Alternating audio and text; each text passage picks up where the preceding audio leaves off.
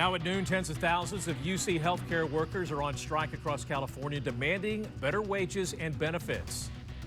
Thank you for joining us for the KTLA 5 News at noon. I'm Glenn Walker. And I'm Lou Parker. The workers are protesting what they call bad faith bargaining tactics. Orange County Bureau Chief Chip Yost is following the latest developments in the walkout. He's live now at UCI Medical Center with an update. Chip? Yeah, hey there, Glenn and Lou. Yes, this is UCI Medical Center here in Orange, one of the places where workers are on strike. It's all over the state, though. In fact, that you're going to see scenes like this. Let's show you some video from Sky 5 HD. You can see what it looked like outside of UCI Medical Center here a little earlier, and there's also some video from UCLA and some of the other locations. In all, there are about 37,000 UC workers who are staging a two-day strike. They are saying over unfair labor practices and bad faith negotiating. In part, they say this is not just about wages. One of the things they're complaining about is they say that the insurance premiums that was announced by the university would go up. They say that was unfair. It happened outside of the bargaining table that this was announced, and that's one of the reasons they're calling this strike. Here is more from one of the striking workers.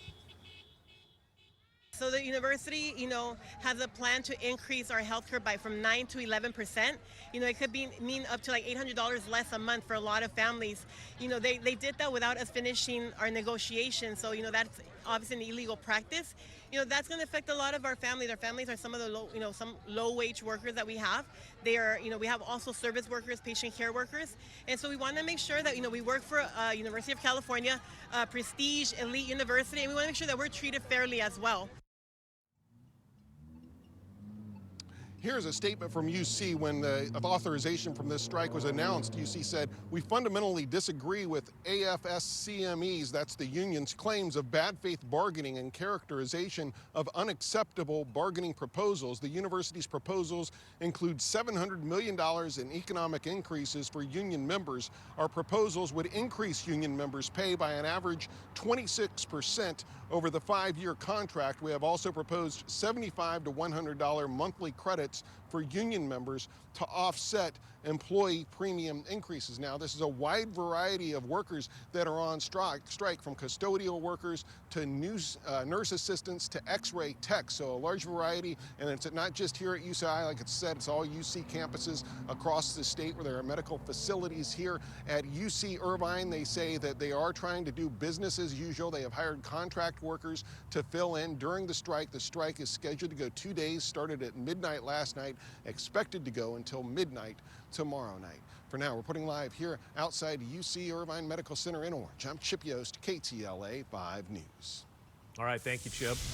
Well, residents in one SoCal community are outraged over the lack of service caused by copper wire thieves. And community members are now demanding a crackdown from the public utility companies themselves. KTLA 5's Kimberly Chang is live in Hacienda Heights with the very latest. Hi, Kimberly.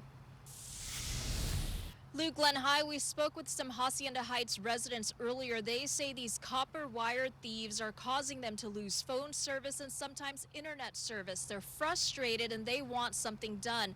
Now, if you take a look at this video, this is one of the neighborhoods that has been impacted in Hacienda Heights. It's not clear how many people have been affected, but residents say several miles in Hacienda Heights and parts of Whittier have been affected. The Hacienda Heights Improvement Association say some residents haven't had landline phone service for 7 months, even though they're still expected to pay for it. Residents met with officials from Frontier Communications on Monday. Copper wire theft is a problem in many neighborhoods. Thieves steal it to resell. And that copper wire they're stealing is used by utility companies and has led to this loss of service. A representative from Frontier told residents it's a problem that's hard to stop, and trying to prevent it is like playing a game of whack-a-mole. They address one issue and then it pops up somewhere else. Frontier representative said the sheriff's department has been investigating and told residents that Frontier is offering a $5,000 reward to help catch thieves. We spoke with those residents earlier who say some areas off of Turnbull Canyon Road have poor cell service as it is, and many rely on these landlines to communicate. A big concern is that without landline service, residents can't contact people in an emergency. It can affect businesses. And it's just a safety and security concern for the most part. But it's because of this ongoing copper theft that has been happening. So Frontier will come and fix, and then the next day there was just one that happened 2 days ago. Another theft occurs. They started with stealing the cable from the top of the poles, which would mean they'd climb up there, presumably in the dark, cut the cable, let it fall, and then haul it away. Later, they started going down into the canyon where they can't be seen, like, in other words, down the steep hill into the canyon, and they've been chopping down the utility poles. Now, at that meeting Monday, residents say they discussed their concerns, also some potential solutions, but none of it is quick. This is an ongoing problem. Now, some say that their service has been restored. Others are still waiting. We have reached out to Frontier Communications, but haven't heard back yet. Reporting live in Hacienda Heights, Kimberly Chang, KTLA 5 News. Kimberly, thank you. And with the holidays just around the corner, the LAPD is revealing their plan to keep shoppers safe. They are encouraging those who use e-commerce to use safe exchange locations. KTLA 5's Jacqueline Sarkeesian live now in the Florence neighborhood of South LA with the details. Jacqueline? Hi, good afternoon. Yes, LAPD typically holds these types of press conferences same time every year around this time of the year because we know the holidays are quickly approaching.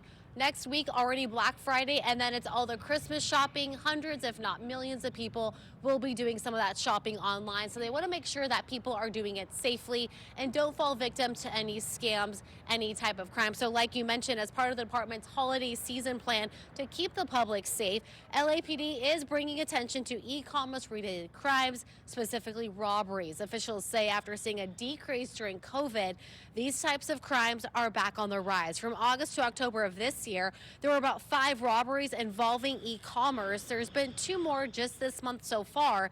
Police say the seller and buyer make some type of agreement online and where to meet up. Sometimes it's an unsafe area, dark location, and that is when things go south. In most cases, suspects have used knives, guns, or bodily force to steal the objects that they're meeting up for.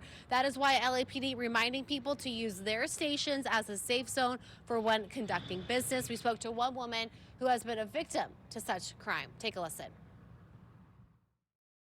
I learned the hard way, don't buy anything online, because the fact is they will mess you over. And I've seen this happen time and time again, and this has been happening for years. Police say they are also expecting a large increase in car and residential burglaries during the holiday season. They want to remind people, be aware of your surroundings when shopping, when putting packages or bags in your car. Make sure they're not visible from the public eye so no one tries to break into your car. And then, of course, be cautious where you hide those packages. Make sure no one is following you home for those residential burglaries. Reporting live from the Florence neighborhood, Jacqueline Sarkeesian, KTLA 5 News. All right, thank you, Jacqueline. Uber is hoping to ease some of the stress of traveling this holiday season by rolling out new services to and from some local airports, and that includes LAX. They're adding Uber XXL to its fleet. They're vehicles with extra trunk space to accommodate additional baggage. The app will also feature a new flight tracker, which uses real-time data to suggest the best departure time for airport trips.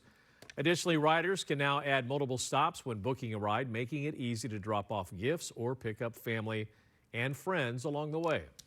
I'm glad the story that I was supposed to read next died, basically, because I just choked on my own water, so I'm going to toss it to you, Kai. Oh, that happens in this business. Happens quite a lot, but she's pushing through.